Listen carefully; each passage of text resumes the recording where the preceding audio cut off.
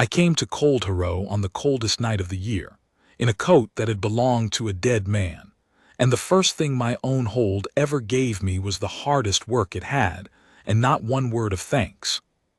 That was exactly what I had come for. The gateman held his lantern up to my face and did not like what the light found there. A big man, road filthy, 3 days unshaved, a gray wolf's worth of cold in his bones and no cloakpin worth stealing. He asked me my name, and I gave him the one I had chosen on the road, the plainest one I could think of, a bird's name, a nothing name. Rook, I said. Rook what? Just Rook. He spat to the side, which told me most of what I needed to know about how Cold Haro treated a man with only half a name. Then he sent me across the yard to the steward, and the steward looked at me the way a farmer looks at a mule at a bad market, checking the shoulders, the hands, the teeth almost, and I let him. I had spent my whole life being looked at as a king. It was a strange, cold, useful thing to be looked at as a back and a pair of arms and nothing else. His name was Osric, and he was the steward of one of my own holds, and he had no idea in the world that the ragged man in front of him owned the very stone he was standing on. "You want winter work," Osric said. It was not a question. Men only came to a hold's gate in the deep cold for one reason. "I want a corner and a meal," I said. "I'll earn both." "You'll earn the meal," he said. "The corner's charity, and I don't give charity twice. Woodyard, Fenwick will show you. If you're worth your bread by the week's end, we'll see. If you're not, the road's where I found you." He never told me his own name. He never asked another word about mine. I have signed treaties with kings who showed me less contempt and meant more by it, and I found, to my own surprise, that I was not angry. I was interested. A man learns nothing true about his own house from the seat at the head of the table. Everyone at the head of the table is telling him what he wants to hear. I had come to Cold Haro to sit at the foot of it, where men have nothing to gain from lying to you, and to find out at last whether there was a single soul in my whole gray north who would be kind to a nobody who could do nothing for them in return. I did not yet know her name. I did not know she existed, but I had ridden 400 miles into my own winter to find out if she did. The woodyard was at the black back of the hold, where the wind came off the moor with nothing to break it, and old Fenwick met me there with a look that was not friendly but was at least honest, which after Osric felt almost like a welcome. "You the new back," he said. "I'm the new back." "Good, mine's gone." He handed me an axe with a helve worn smooth by other men's blisters. "Steward wants the whole midwinter store split and stacked by the feast. That's more wood than you're thinking, and it's less time than you're hoping, and no, there's no help coming, so don't ask." He looked at my hands then, took one and turned it over in the lantern light and grunted, "Soft, you've not done this before." I had done a great many hard things in my life. I had held a shield wall in the snow for a day and a night. I had carried a wounded man 12 miles across a frozen river, but he was right. I had never in my life split a winter's wood for a wage, because I had never in my life been a man whose only worth was his wage. "I learned fast," I said. "Everyone says that," Fenwick said, "and the wood doesn't care." But there was something under the gruffness, some rough decency, and I marked him for a good man and was glad of it. A hold is only as sound as the men no one is watching, and Fenwick at least was sound.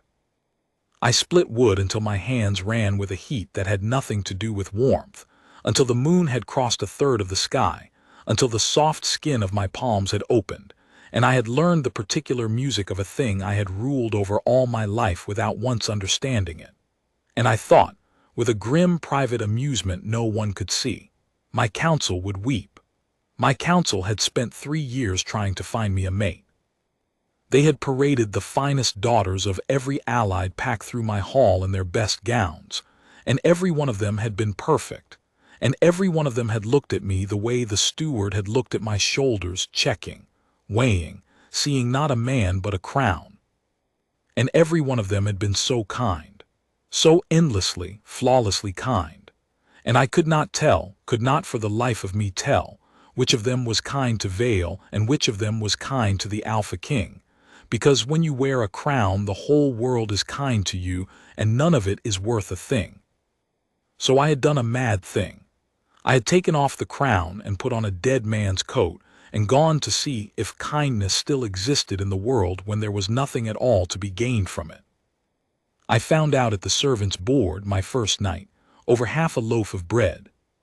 They fed the hold folk late, after the fine tables were done, in a long low room off the kitchens where the fire was mean, and the benches were crowded, and the food came down the boards in a strict order that told you everyone's rank without a word being spoken.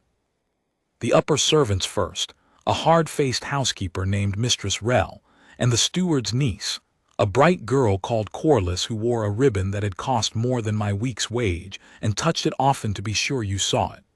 Then the yardmen, then the girls, then, at the very foot, in the cold draught by the door, the newest and the lowest, which that night was me. By the time the bread reached me there was none. This was not an accident. Mistress Rell watched it not reach me with the small, satisfied stillness of a woman who has arranged for a thing to happen and wants to see it land. I said nothing. A hungry night was a cheap price for the education. I looked at the empty board in front of me and I thought, so this is my house. This is how it eats.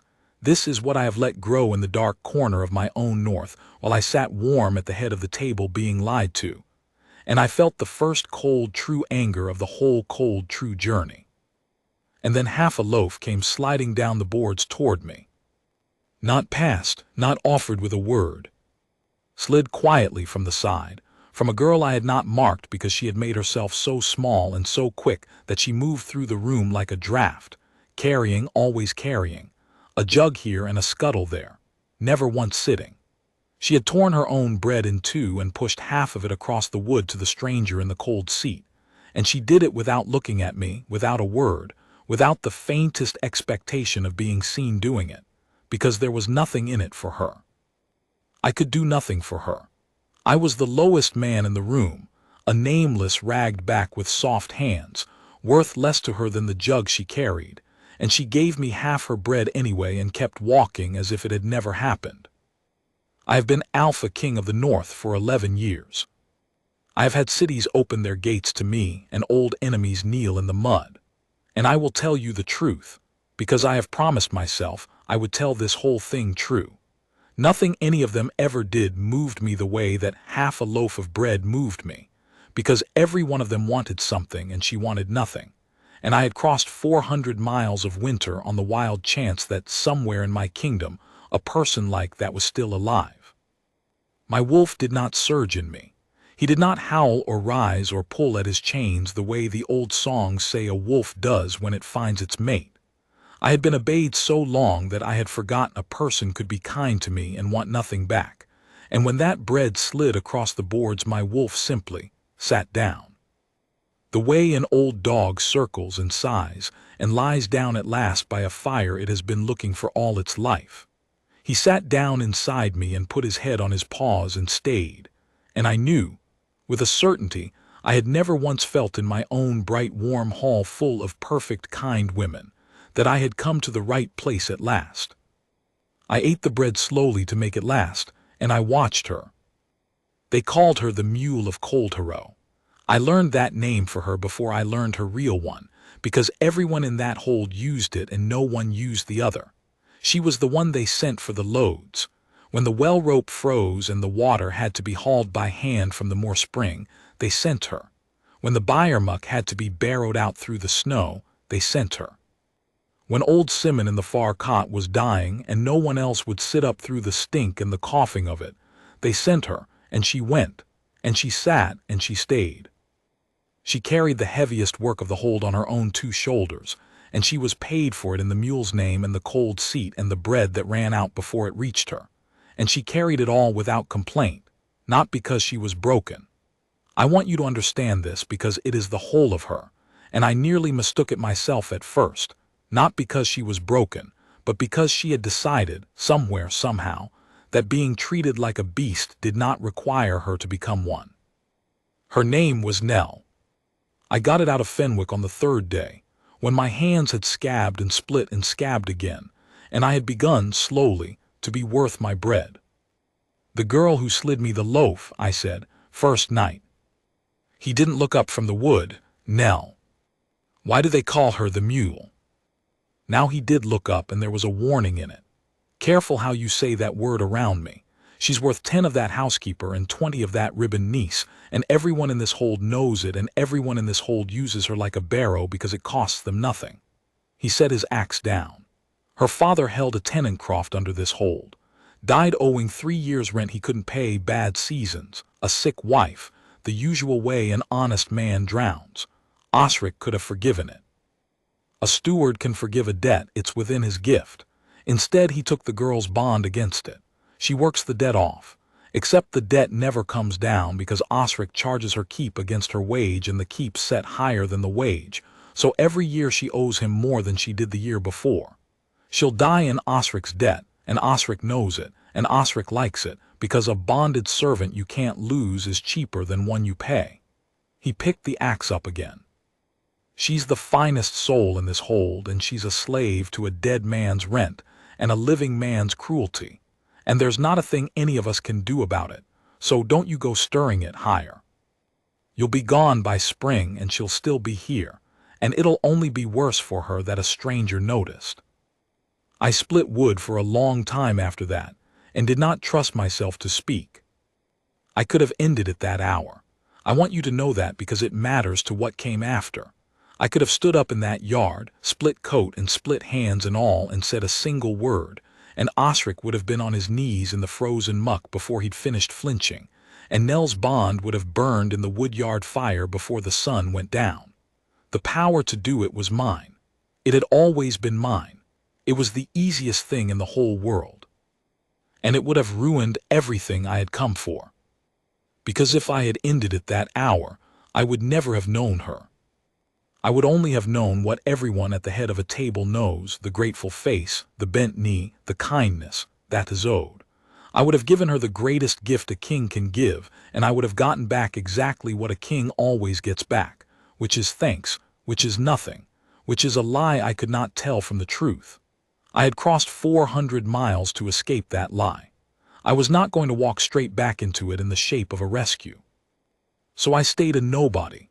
I stayed the ragged hire with soft hands and half a name, and I watched her, and I learned her, and I let her, day by day, in the cold and the dark and the muck where no one keeps a face for the king because the king isn't there. I let her show me who she was when there was nothing to gain by it. And who she was undid me completely. I saw her on the 5th day carry water for 2 hours to fill the trough for beasts that were not hers, because the buyer boy had a fever and no one else would take his work and let him rest. No one asked her to. No one thanked her. She simply saw a sick boy and a dry trough, and she carried water until the trough was full, and then she went and did her own work, which she was now 2 hours behind on, which meant she would eat late, which meant she would not eat at all. I saw her, on the 6th day, take a scolding from Mistress Rell for a broken jug she had not broken. The housekeeper had broken it herself.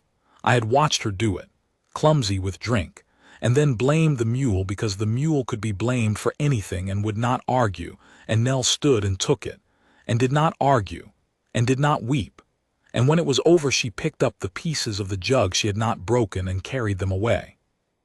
And I stood in the doorway with my split hands in fists at my sides and my wolf awake and low in my chest, and I made myself be a hire, be a nobody, be a back and a pair of arms, and not the thing I was, which was a king 1 word away from breaking a housekeeper across his knee. I saw her on the 7th day do the thing that finished me. Old Simon died that night in the far cot. He was the tenant Fenwick had spoken of, a widower, no kin, a cough that had been killing him slow all winter, and no one in the hold would sit with a dying man in the cold and the stink.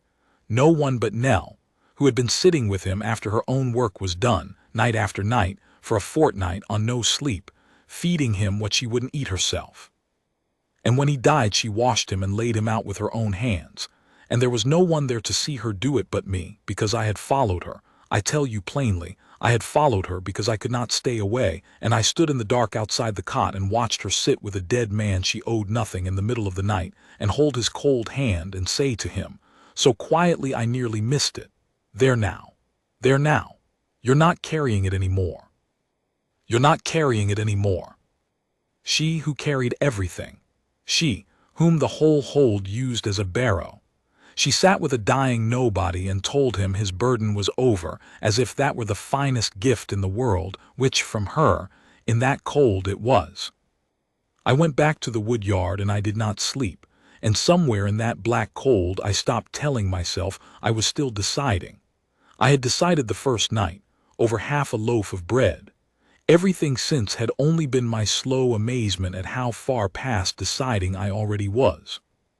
She found me the next morning with my hands in a bad way. I had been driving the axe too hard for too long. A man works out a great many things on a woodpile, and the splits in my palms had gone deep and taken poison, the way a wound does when you won't stop to tend it.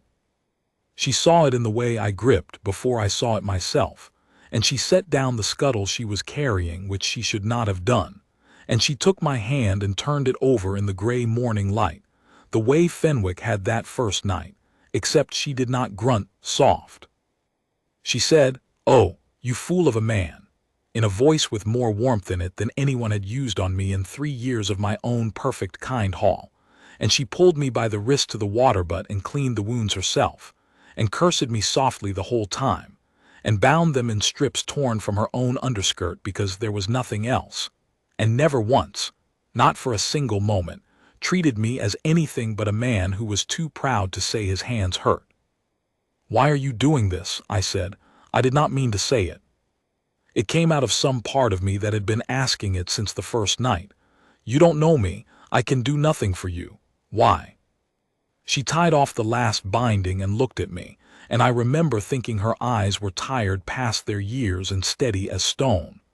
"Because your hands hurt," she said, as if it were the simplest thing in the world, as if there could be no other reason a person would need.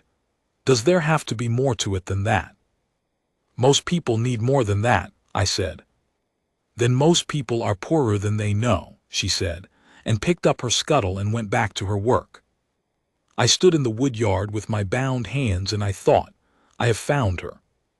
After 3 years and 400 miles and a whole haul of perfect kind women, I have found the one who is kind for no reason at all, and she thinks I am a ragged nobody, and that is the only reason I can be sure it's true.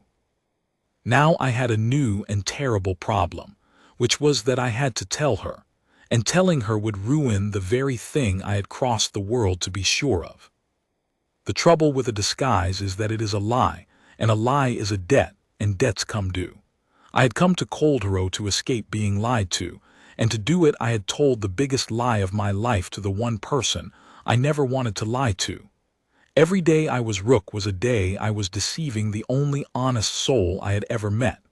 I told myself it was necessary. I told myself I had to be sure. But I had been sure since the bread, and I was still lying, and my wolf, who had lain down so contentedly by her fire, had begun to pace. And then my wolf, who is not a wolf, my Sarn, my real wolf, the great gray brute who had run at my stirrup for 9 years, decided the matter for me in the middle of the wood yard, in front of God and Fenwick and Nell. I should have known he would come. I had ridden out alone and told no one my road, but a man cannot hide his own scent from a beast that has known it since it was a pup. I had been at Coldharrow 11 days when Sarn came off the moor at a dead run, half-starved and mad with joy, and found me splitting wood in a dead man's coat, and did the thing a king's wolf does when it finds its king.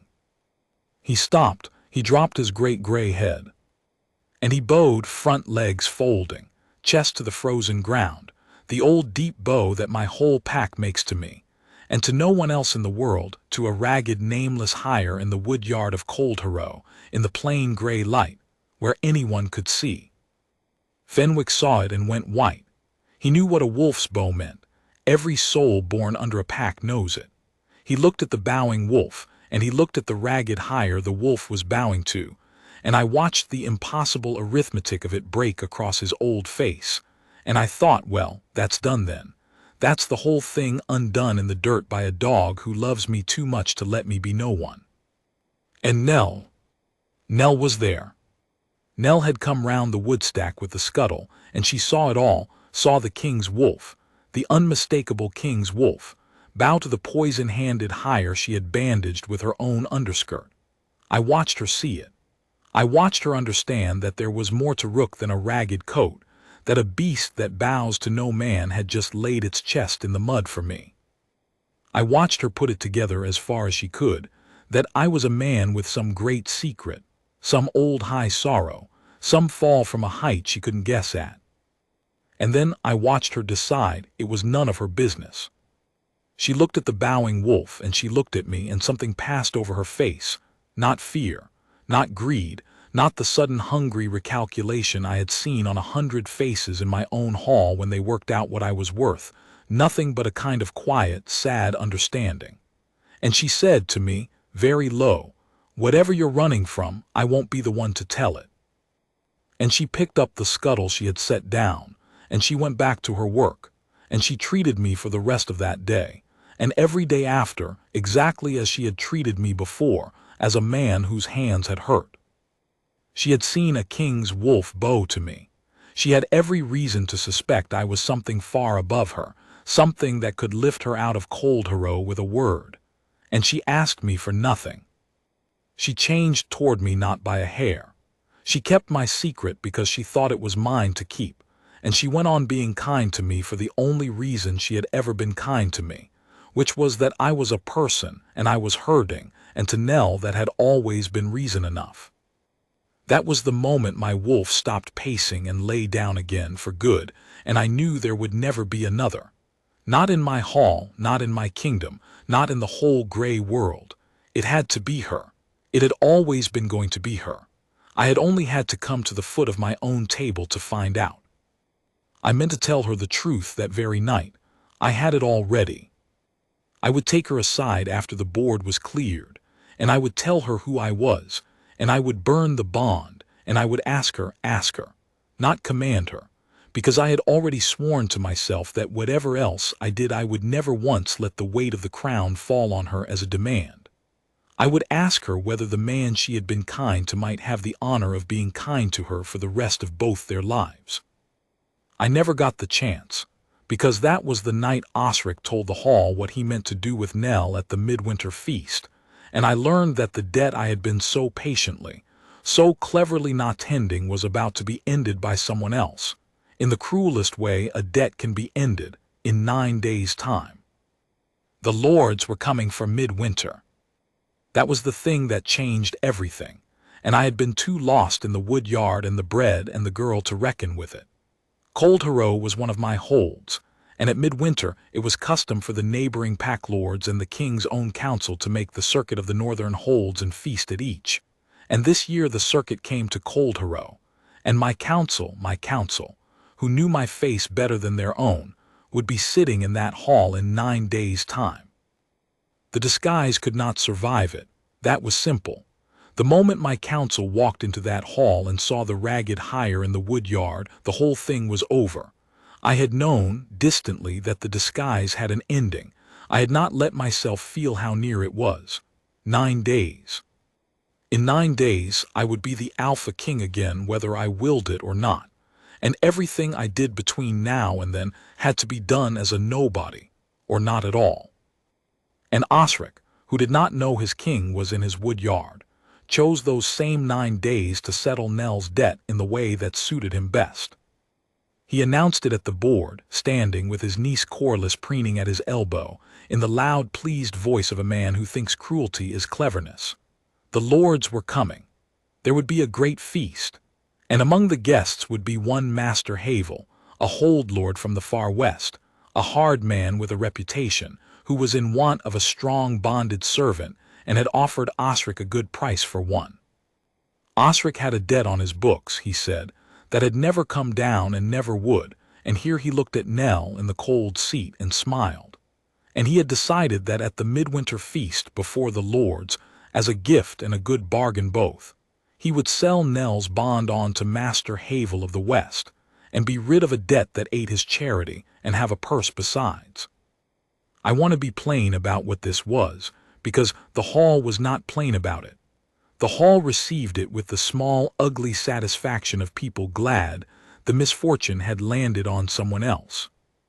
It meant that the finest soul in my kingdom, who had done nothing in all her life but carry other people's burdens and ask nothing back, was to be sold like a mule at a market to a hard man in a far country, as a piece of holiday entertainment before the assembled lords of the north, and that no one in that hall thought there was anything to be done about it, least of all Nell, who received the news of her own sale the way she received everything, standing, silent, not weeping, and then rose and cleared the board, because the board still needed clearing whether or not she had just been sold.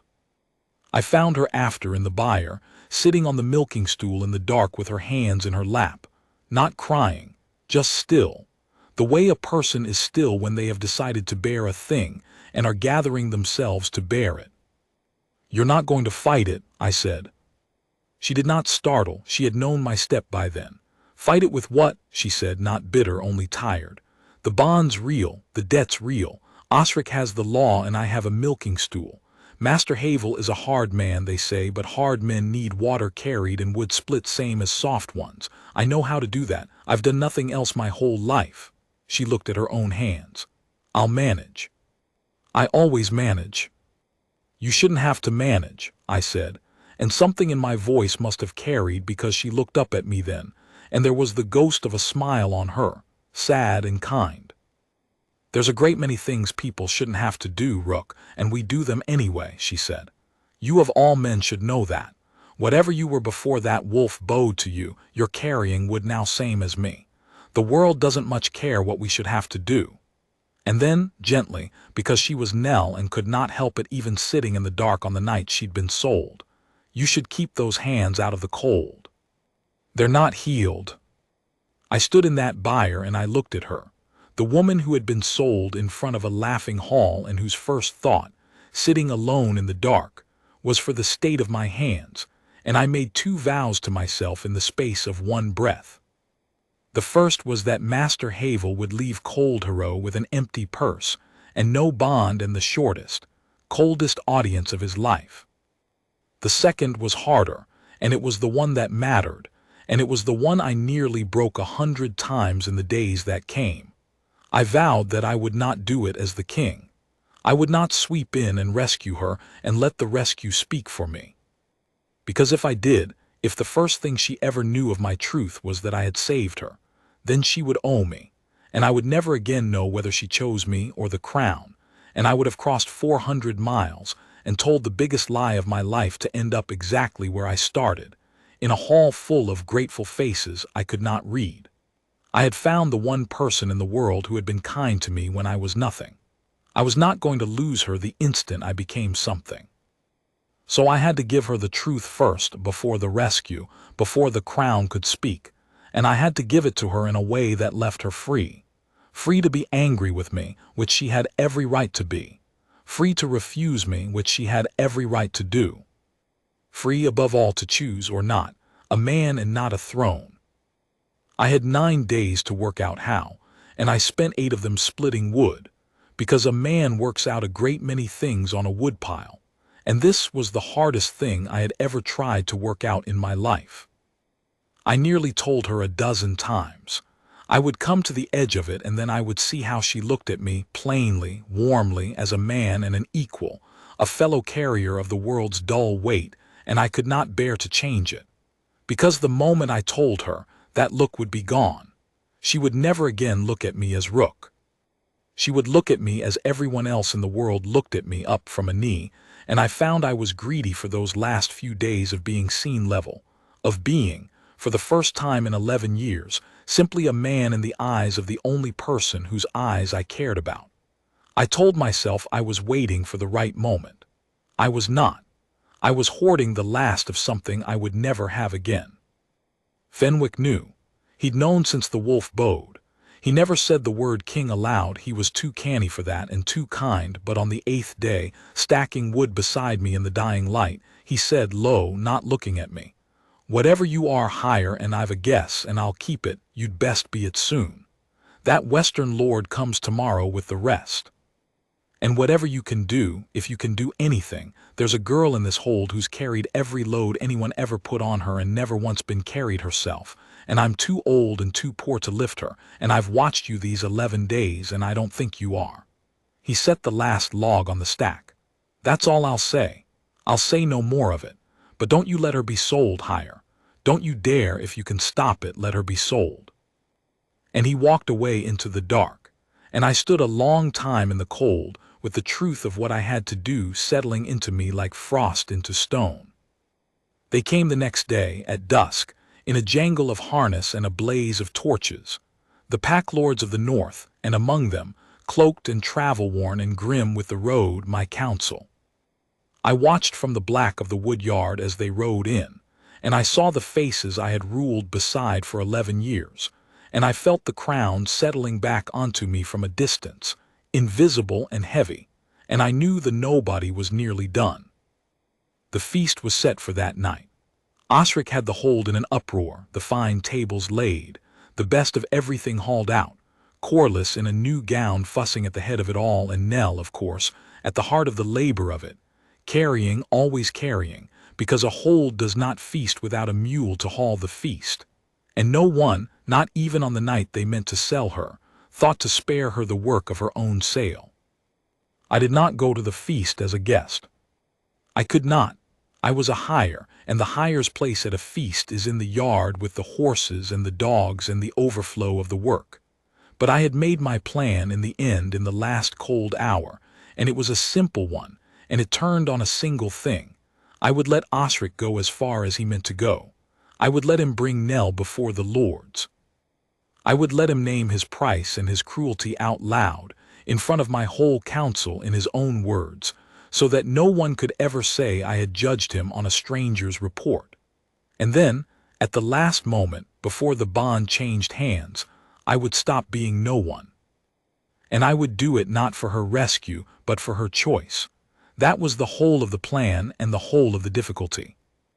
I would reveal myself and free her publicly, so the hall could not undo it, and then I would send the whole hall away, every lord and every servant, and I would stand before her as a man, with the crown set down between us where she could see it plain, and I would tell her the truth of what I had done, all of it, the lie and the watching and the 8 days of cowardice, and I would give her the road home in my own mouth, and I would ask.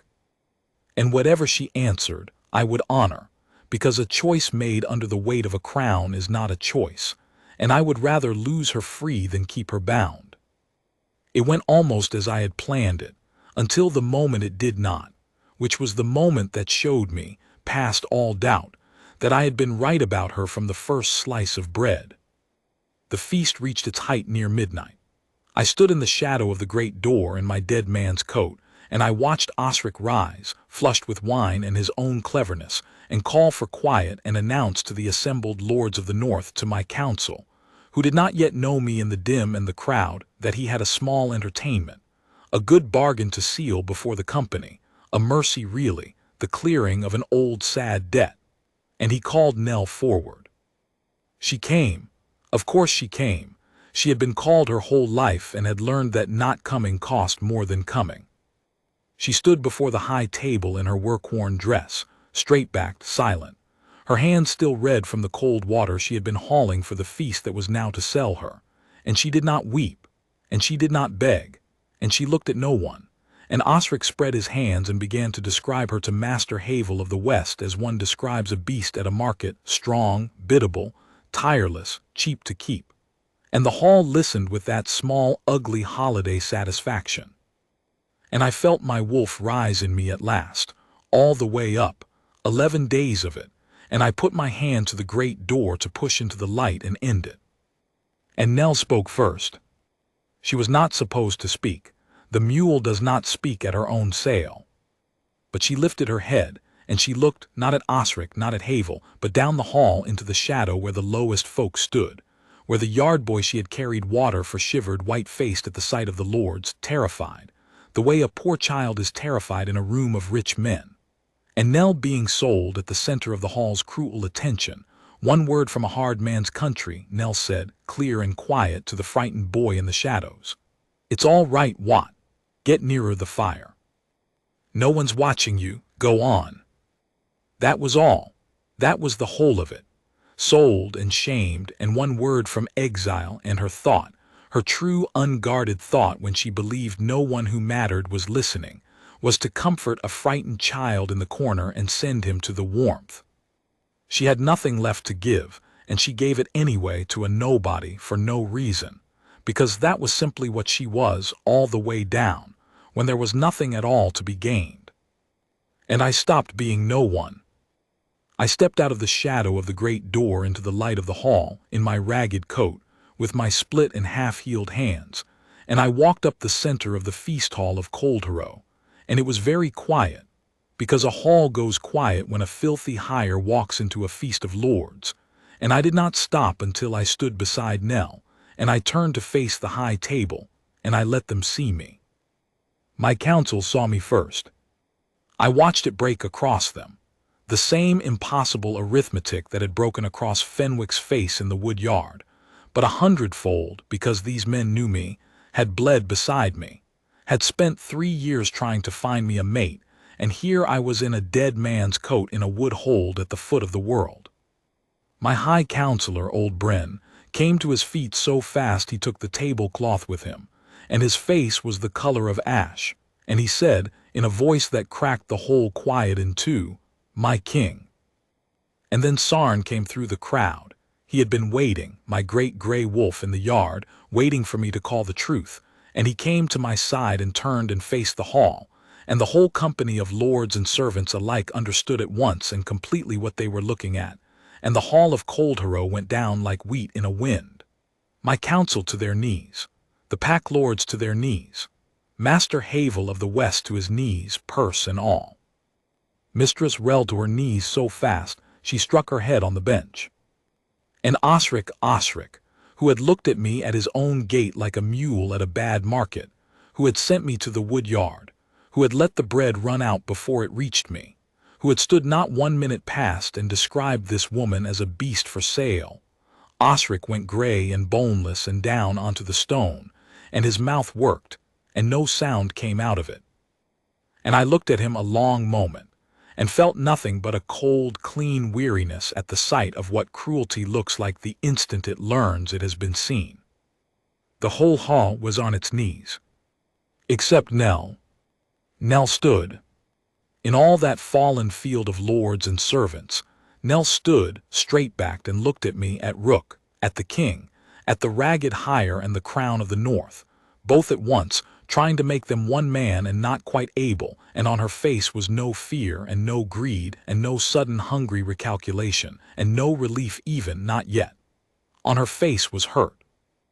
And that, I swear it on the whole of the north, that was the thing that told me I had been right, more than the bread, more than the water she carried, more than any of it. Because a woman who had been kind to me for gain would have wept with relief. A woman who saw a throne would have knelt with the rest and been glad. Nell looked at the king who had lived in her wood yard for 11 days and let her bind his hands and slide him bread and sit with him in the dark, and been all that time a king who could have freed her with a word and had not, and had let her be called forth to be sold. Not 1 hour passed while he stood in the shadow and watched, and she was hurt. She was not dazzled by the crown. She was wounded by the lie. She, alone in all that hall, was thinking not of what I was, but of what I had done to her. And it was the most honest thing anyone had ever shown me, and I loved her past all speaking for it. I did not go to her yet. There was a thing I had to do first, publicly, that could not be undone. I turned to Osric on the floor, and I said, in the voice I had not used in 11 days, the voice of the Alpha King, and it filled the hall to the rafters, "Bring me the girl's bond." He could not stand. Corliss, weeping, white as her ribbon, scrabbled at the steward's chest at the side of the hall and brought the paper and put it into my hands on her knees. And I looked at it. 3 years of a dead man's rent turned into a chain around a living woman's neck, the neat cruel figures, the keep set higher than the wage on purpose so that it could never come down, and I held it up so the whole hall could see what it was, And I said, "This is the debt of a dead man charged against his daughter, and kept alive by a steward who set her keep above her wage so she could never be free, so that he might own a soul that cost him nothing. That is not a debt. That is a theft dressed as a debt, done in my name in my hold, while I sat warm and far and blind, and I will answer for the blindness, and he will answer for the theft." And I put the bond into the feast fire, and the hall watched 3 years of Nell's slavery curl and blacken and go up as nothing. And I heard, somewhere in the crowd, old Fenwick make a sound like a man who has held his breath for a fortnight and let it go at last. "Nell of Cold Harrow owes no man in the north a single coin," I said. "She is free from this hour, and any who ever called her mule will answer to me for the word." Then I dealt with the rest of it quickly, because it was not the important thing, and I did not want the important thing to happen in a crowd. Master Havel I sent home with his purse, and a cold word about the manner of men he did business with. Mistress Rell I turned over to Bren to be put out of the hold's service before dawn. And Osric, I looked at Osric a long time on the floor, and I confess to you that the wolf in me wanted a great deal more than justice, and I remembered in that moment, whose measure I meant to answer to now, and I gave him justice and not the more. Stripped of his stewardship, his ledgers to be opened, and every soul he cheated made whole from his own goods, and himself put out to make his own way in the world he'd made for others. It was less than he deserved, and I knew it, and I did it anyway, and I will tell you in a moment why. Then I cleared the hall. I sent them all out, the lords, the council, the servants, Sarn, even everyone, until the great hall of Cold Harrow was empty but for the guttering fire and me and Nell, and the crown I did not wear but that stood now unmistakable between us, and I set it down, so to speak, as plainly as I knew how. I took off the dead man's coat and let it fall, because I would not stand before her in a lie one moment longer, and I stood there in the plain shirt of a hired man, king of the whole gray north and a fool besides, and I said the truest thing I had ever said to anyone. "I lied to you," I said. "From the first night my name is Vale. I am the Alpha King of the North, and this is my hold, and I have owned the stone you were made a slave on, and I came here in a dead man's coat because I was so sick of being lied to that I no longer knew what a true thing looked like, and I told the biggest lie of my life to find one. I made myself hold her eyes, because a man who lies owes it to the one he lied to not to look away when he owns it. And I found it. The first night, when you slid me half your bread and wanted nothing back. I knew then, I could have freed you that hour. I did not. I told myself I had to be sure, but I was sure, and I stayed silent anyway, because I was greedy for the way you looked at me when you thought I was nobody level as a man, and I did not want it to end. And so I let you be shamed tonight. I let you be called forth to be sold, and I stood in the shadow, so that no one could say I judged your steward on a stranger's word. But the truth under the truth is that I could have spared you the fear of it, and I chose my own certainty over your pain, and there is no crown high enough to make that anything but a wrong I did to you." I drew a breath. "You have every right in the world to be angry. You have every right to send me from this hall and never look at me again. I have set no debt on you, and I never will. There is no thanks you owe me. The bond is burned whether you ever say a kind word to me again or not. You are free, Nell, free of the debt, free of the hold, free of me. A cart will take you wherever in the north you wish to go, and a purse will keep you a year while you decide, and you need never see my face." She was quiet a long moment, and the fire cracked, and I did not know, I who had been so sure of her, I did not know at all which way it would fall. "You watched me get sold," she said at last low. "You stood in the dark and watched them put a price on me." "Yes," I said, "I did not soften it. She had earned my not softening it. You let me sit up with Simon dying and never said a word. You let me bind your hands and never said a word. You let me think you were a man with a sorrow, running from something, and you were the king the whole while, and I—" Her voice caught and steadied. She would not let it break, not even here. "I told you the world doesn't care what we should have to do. I sat in that byre on the night I was sold, and I told the king of the north to keep his hands out of the cold. A short, wet, disbelieving breath that was almost a laugh. You must have thought me such a fool. No, I said, and I stepped toward her, one step no more, because I would not crowd her choice. I thought you were the only person in my whole kingdom worth being a fool for. I have had 10,000 people be kind to me because I wear a crown. You are the only one who was ever kind to me because I was cold and hungry and no one at all. Everything else in my life is worth nothing beside it. I did you a wrong, Nell, and I will not pretend I didn't. But I did not lie to you about the man. The man who split wood beside you and followed you into the dark because he could not stay away, and would have broken a housekeeper across his knee for the wrong done you, and didn't only because I'd sworn to let you show me who you were. That man was true. The coat was the lie. The man was not. I set myself, and I asked it, the thing I had crossed 400 miles to have the right to ask. I have no gift to offer you that a king's gift wouldn't shame. I can't offer you a rescue. You're already free, and you owe me nothing for it. All I have to offer is the man. And I am asking you, not commanding, not as your king. There is no king in this hall now, only Vale with the cold in his bones. I am asking whether the man you were kind to might spend the rest of his life being kind to you. And if the answer is no, the cart leaves at dawn, and I will bless it and never trouble you again. And Nell, my Nell, looked at me a long moment more, and then she did the thing that was so wholly hers that I should have known she would do it. The thing that no fine daughter of any allied pack, in 3 years of my perfect kind hall, would ever in their lives have thought to do. She crossed the empty hall, past the guttering fire, to where I stood, and she took my hand, my split half-healed hand, and turned it over in the firelight, and looked at the wound she had bound 11 days before. And she said, in that voice with more warmth in it than the whole of my kingdom, "You never did keep them out of the cold." No, I said, my own voice was not steady. I'm a poor listener, I'll want minding. You'll want a great deal of minding, she said, and there were tears on her face now at last, and she let them fall, and she did not let go of my hand. A king who splits his own hands open and won't say they hurt. A king who sleeps in a wood yard to learn what's already written plain in his own ledgers if he'd only read them. She shook her head, and half of it was wonder and half of it was reproach, and all of it was Nell. You great foolish man. You didn't have to lie to me for 11 days to find out if I was kind. You could have just been kind back. That's how it's done. That's how anyone finds out. I know it now, I said. You taught me, over half a loaf of bread. I closed my split hand around hers as gently as a broken hand can. Is that a yes, Nell? I need it plain.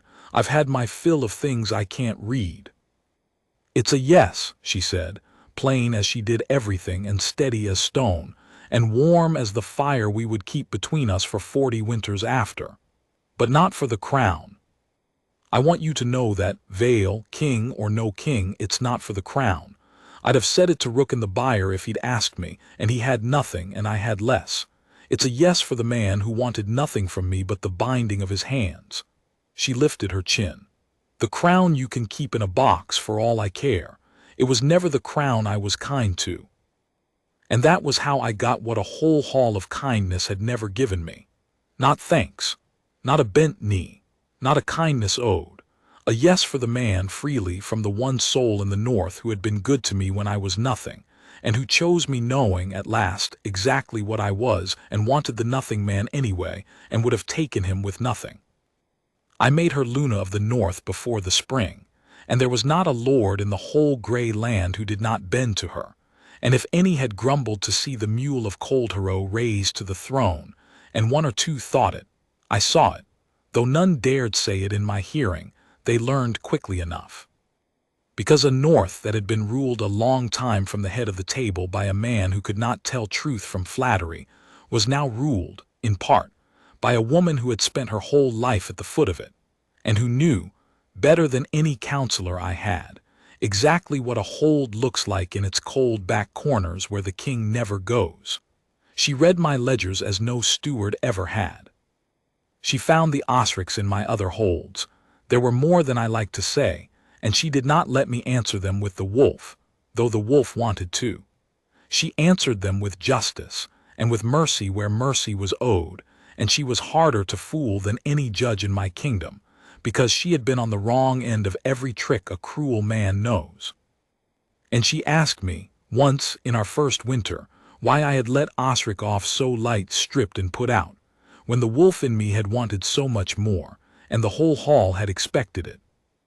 And I told her the truth, which was that I had looked at Osric on the floor and asked myself what she would have me do, she who sat with a dying man she owed nothing, and told him his burden was over, she who comforted a frightened child in the shadow on the night of her own sale.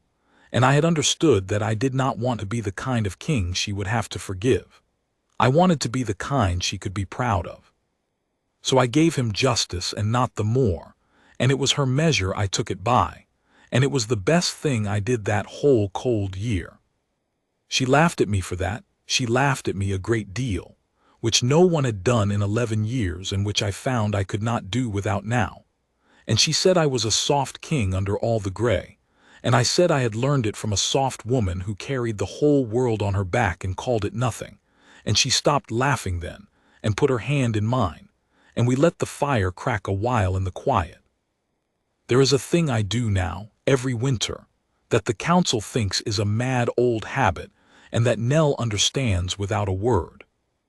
On the coldest night of every year, the night I first came to Cold Hero in a dead man's coat, and was given the hardest work and no thanks, I take out that same ragged coat from the chest where I keep it, and I put it on, king of the north though I am, and I go out to whatever hold I'm wintering in, to the wood yard and the servants' fire, to the cold seat by the draughty door where the bread runs out before it reaches you, and I sit with whoever is lowest and newest and least.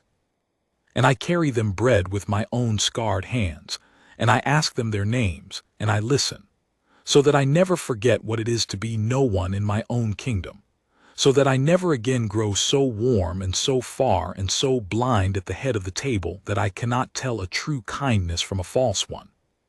So that if there is another Nell out there in the cold back corner of my north, and there is always another Nell, she will not have to slide half her bread to a stranger before anyone in the world thinks to be kind to her first.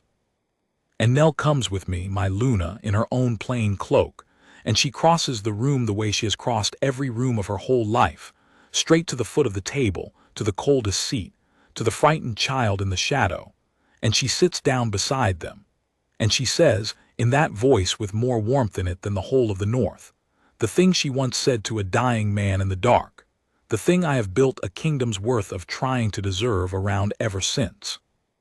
There now, she says to them, there now.